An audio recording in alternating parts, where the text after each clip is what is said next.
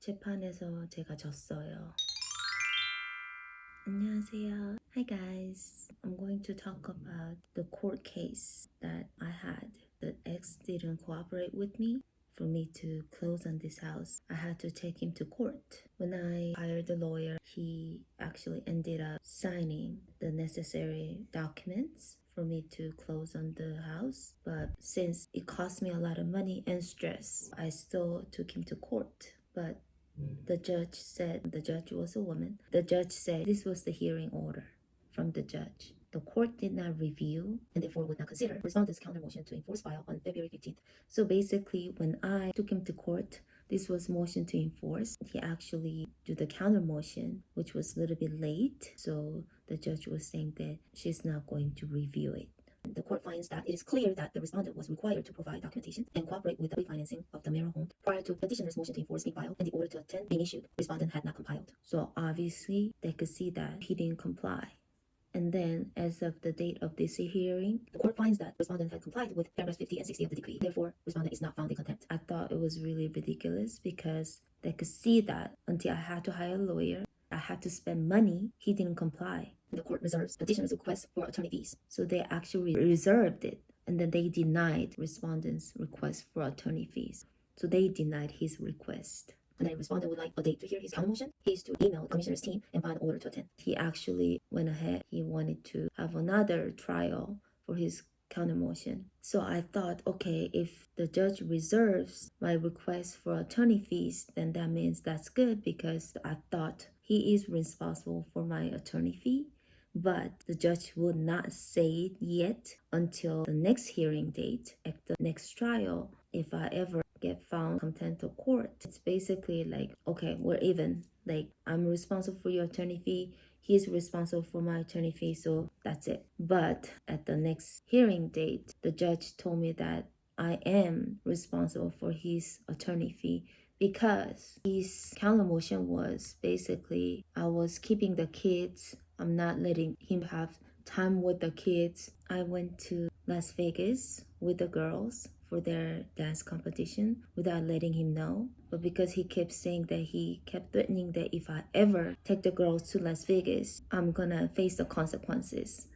And I kept asking him, hey, please, Yuri really wants to go to this dance competition and we already committed to finishing this season. But he just kept saying, no, they cannot do it. Yuri really wanted to do it and she was practicing so hard and she was crying. Like, she was like, I need to go. And so I told her that, okay, well, we're just gonna go without letting him know. But he knew that morning he came to my house and tried to pick the girls up. He knew that we are basically on our way to Las Vegas. He knew, but he acted like he didn't know. So the court basically agreed with him that I took the girls without letting him know where I'm going. So basically, I'm in contempt of court and I'm responsible for his lawyer fee.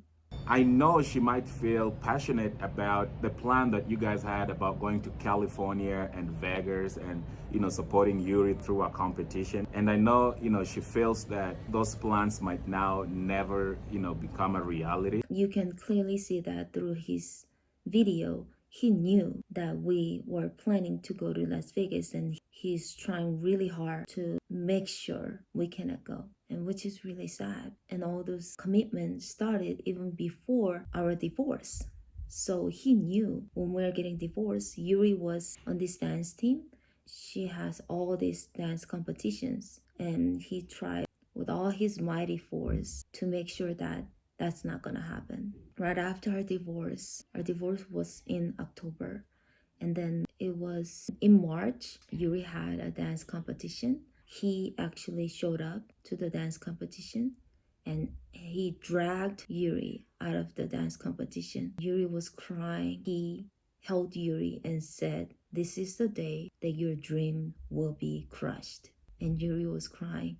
Yuri actually just got up her first dance because she had like 3-4 dances for the competition. And she was just done with her first dance. And when she came out, he grabbed her. He tried to drag her out of the competition.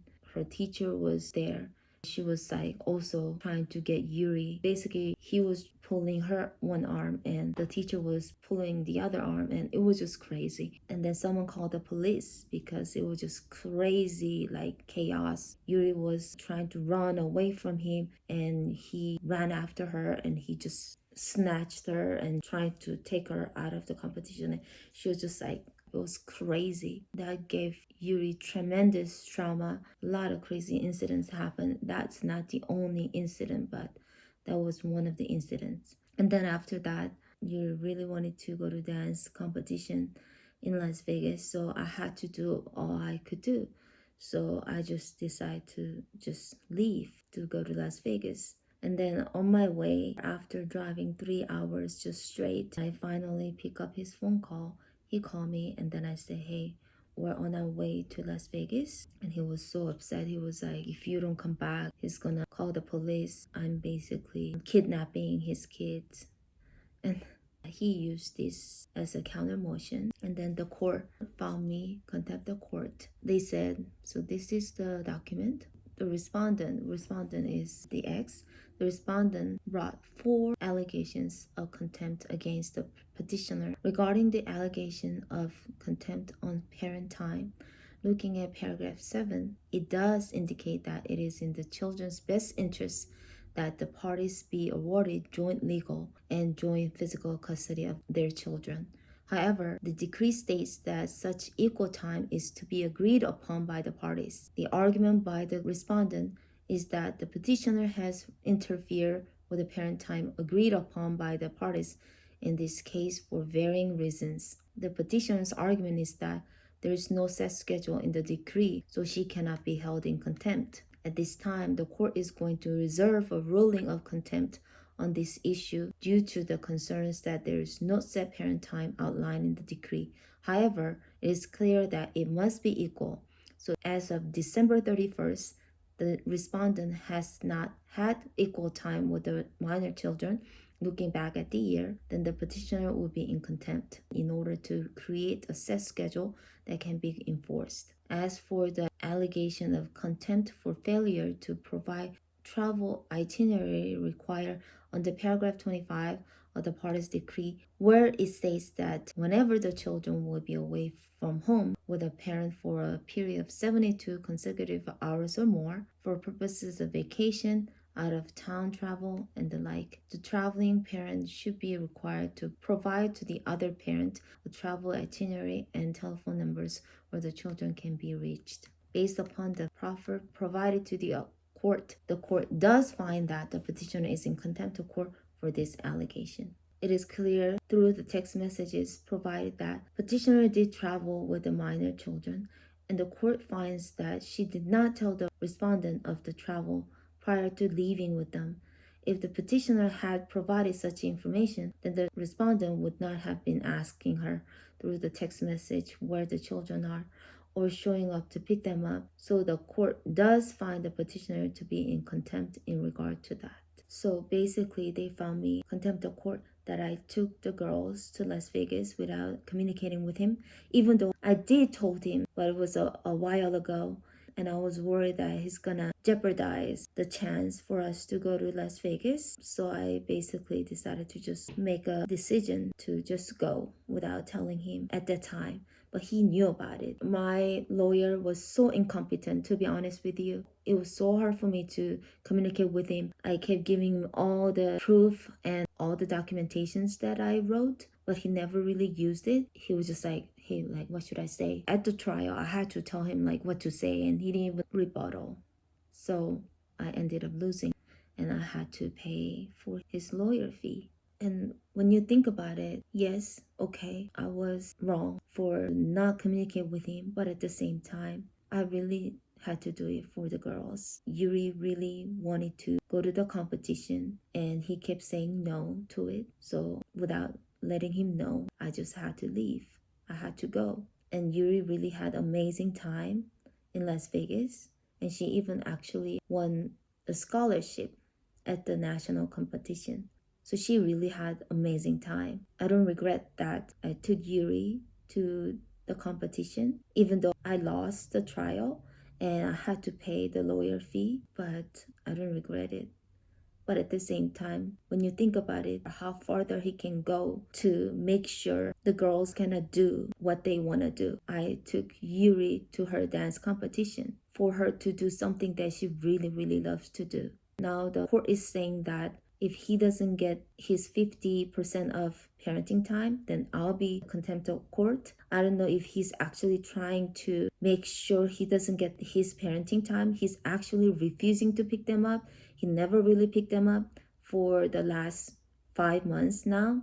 I don't know if he's actually really doing that so that I can be in contempt of court. I'm not really sure. I don't know what he's really trying to do, but basically that's what's been happening. Even going through this trial, I spent a lot of money, but at the end I lost. They're gonna reserve the lawyer fee at the first trial. They didn't even talk about it. When we asked the judge at the second hearing date, what about the lawyer fee that you reserved? And she's like, what lawyer fee? Like she didn't even remember that she reserved. Basically, reserved means nothing. Reserved means just like, hey, like I'm not gonna make a decision, but pretty much denying it.